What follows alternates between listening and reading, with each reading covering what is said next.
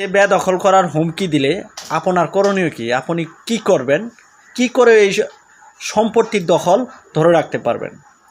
মনে করেন আপনি একটি সম্পত্তি দখল করে আছেন, এই সম্পত্তি বেদখল করার হুমকি দিতেছে আপনার প্রতিপক্ষ। সেক্ষেত্রে আপনার করণীয় কি?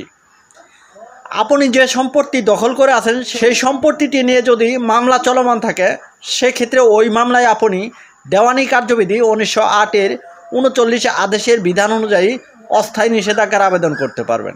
আর যদি সম্পত্তি নিয়ে মামলা চলমান না থাকে, সম্পত্তি যদি আপনার শর্ত থাকে, সেক্ষেত্রে সুনির্দিষ্ট প্রতিকার আইন 1877 এর 54 ধারার বিধান অনুযায়ী আপনি স্থায়ী নিষেধাজ্ঞার মামলা করতে পারবেন। অথবা আপনি ফৌজদারি কার্যবিধি 1898 এর 145 ধারার বিধান অনুযায়ী জেলা ম্যাজিস্ট্রেট আদালতে বা নির্বাহী ম্যাজিস্ট্রেট আদালতে মামলা করে দিতে পারবেন। আপনি যদি জেলা ম্যাজিস্ট্রেট বা নির্বাহী ম্যাজিস্ট্রেট আদালতে মামলা করে দেন, সেক্ষেত্রে আদালত ওই ব্যক্তিকে নোটিশ প্রদান করবে। নোটিশে উল্লেখিত তারিখে ওই ব্যক্তি জবাব দাখিল করবে কেন তিনি আপনার দখলীয় সম্পত্তিতে অন্যায়ভাবে অবৈধভাবে বেদখল করার হুমকি প্রদান করে।